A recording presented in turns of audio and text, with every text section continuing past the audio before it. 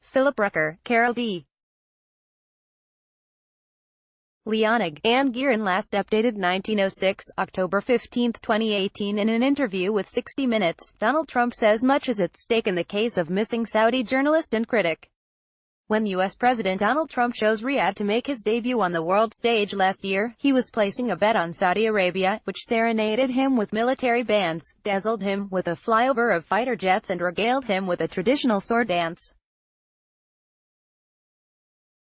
The mastermind behind that wager, the White House advisor who convinced Trump to visit Saudi Arabia for his maiden foreign trip and who choreographed a veritable love fest between the new president and the Desert Kingdom's white robe ruler, King Salman bin Abdulaziz, was Jared Kushner.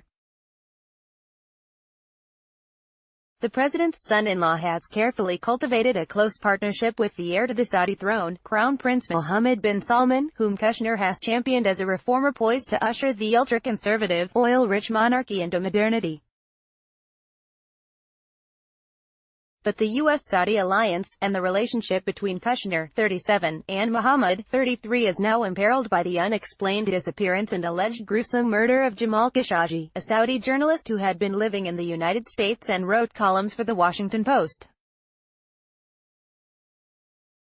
The suspected killing has sparked international outcry and calls for tough punishment of Riyadh. More, Saudi Crown Prince's carefully managed rise hides dark side. Trump vows severe punishment if Saudi Arabia killed Jamal Khashoggi.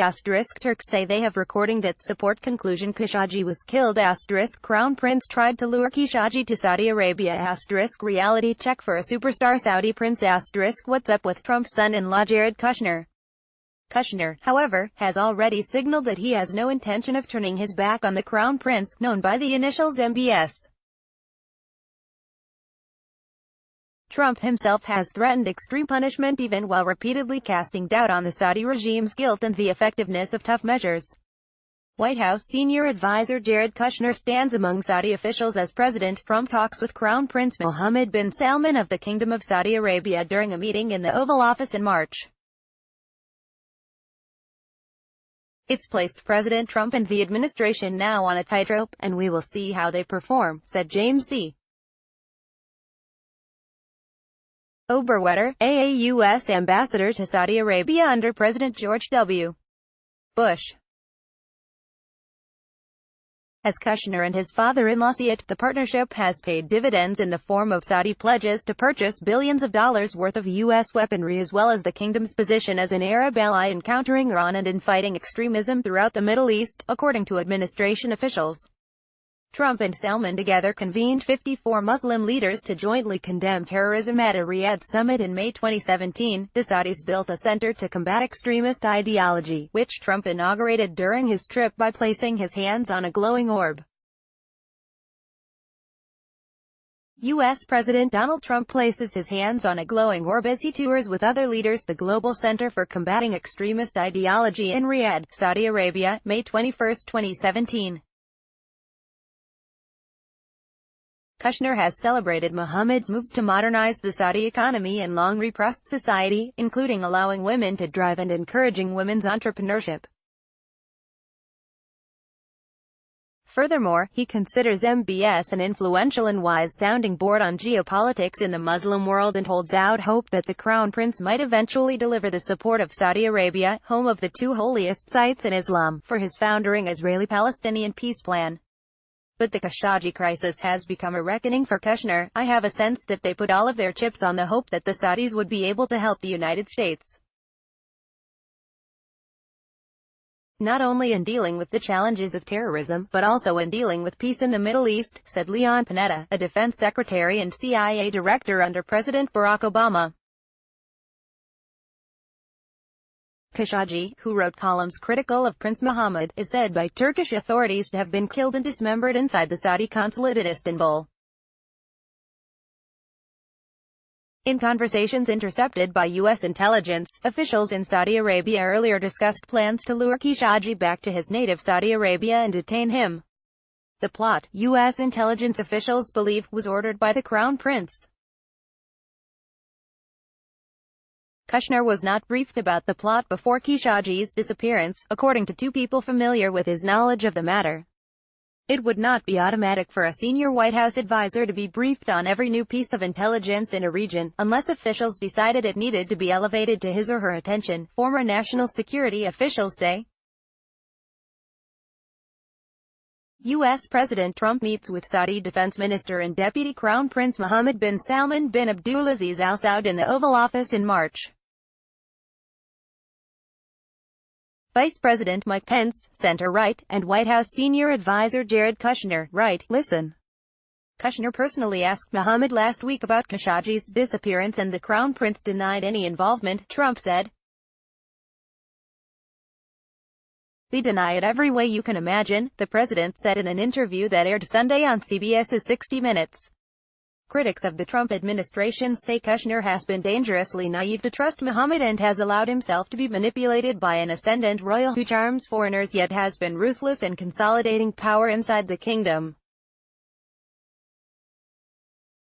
Kushner declined to comment on his relationship with Mohammed. His defenders say he has been realistic about Mohammed's power and unafraid to chide the prince privately when he disagrees with his tactics but still believes there are long-term benefits in maintaining a close relationship. I don't think they were played by him, U.S. Republican Senator Marco Rubio said Sunday on CNN, referring to the Trump administration and Mohammed. I think that they wanted to put together a Middle Eastern strategy in which a less-than-perfect government was a key component of constraining Iranian ambition in the region. Trump has all but ruled out canceling arms sales to Saudi Arabia, saying Saturday that it would be very foolish for our country to give up what he wrongly characterizes as a $110 billion deal. U.S. intelligence officials who have been warily watching Mohammed's rise since before he was appointed crown prince in June 2017 said they assessed him as a naive, inexperienced and ambitious upstart who was not prepared for a position of great power. They said they heard an echo of Mohammed in Kushner. Here, too, was a young, power-hungry prince with no track record in government. Prince Mohammed is a very shrewd, very smart, very capable guy, said Joseph W. Westphal, AAUS ambassador to Saudi Arabia in the Obama administration. He's a very quick study. And I think he knows, or has certainly learned, much about our system and our politics. U.S. President Donald Trump shows a chart highlighting arms sales to Saudi Arabia during a meeting with Saudi Crown Prince Mohammed bin Salman in the Oval Office of the White House on March 20, 2018.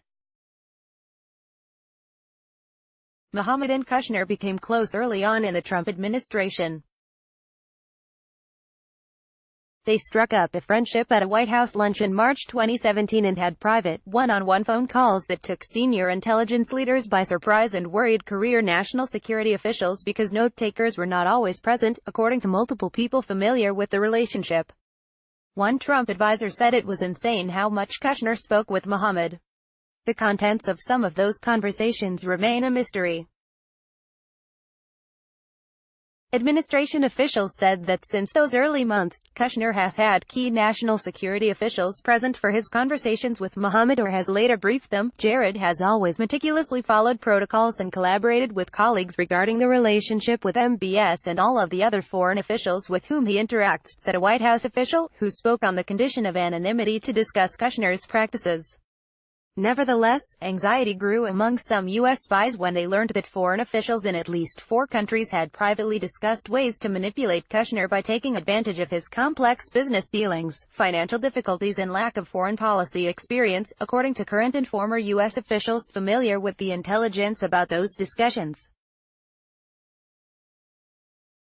One of the countries was the United Arab Emirates, a key Saudi ally. In this 2017 file photo released by the state-run Saudi press agency, Saudi Crown Prince Mohammed bin Salman speaks at the opening ceremony of Future Investment Initiative Conference. One senior U.S. intelligence official said that Kushner has come under the influence of Mohammed's simplistic view of power dynamics in the Middle East.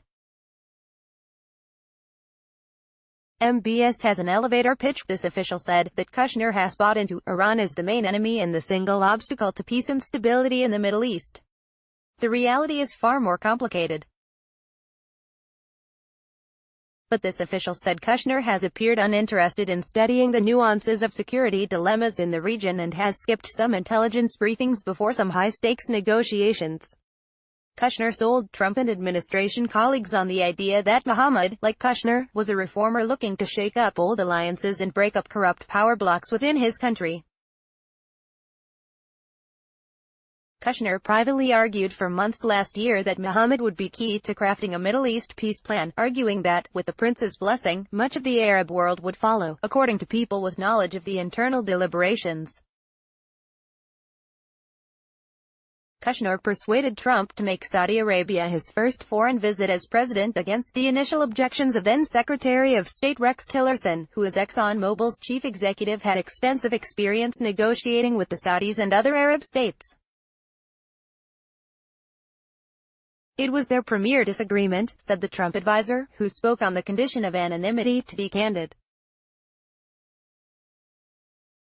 Saudi Foreign Minister Adel al-Jubeir with former U.S. Secretary of State Rex Tillerson. Tillerson, Defense Secretary Jim Mattis and others in the U.S. government were skeptical of Mohammed's follow-through and of Saudi promises to help the United States counter Iran's influence and destroy the Islamic State, according to the people familiar with the deliberations, who requested anonymity because they were not authorized to speak about them to reporters. Trump put Kushner in charge of drafting a peace proposal for Israel and the Palestinians, both because of Kushner's long ties to Israel and because his authority as a Trump family member would be readily understood in Arab family dynasties, such as the one in Saudi Arabia. In July, however, the Saudis delivered a setback. After the Trump administration recognized Jerusalem as the capital of Israel, King Salman publicly rejected Kushner's peace plan and reassured the Palestinians that Saudi Arabia would not make the concessions that the United States sought for Israel.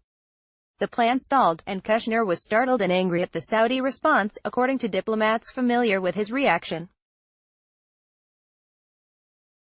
Trump is expected to soon present a reworked package, but it is not clear whether the Saudis will provide the diplomatic backing and financial support that Kushner has sought. Critics of the Trump administration say Kushner has been dangerously naive to trust Mohammed and has allowed himself to be manipulated by an ascendant royal who charms foreigners yet has been ruthless in consolidating power inside the kingdom.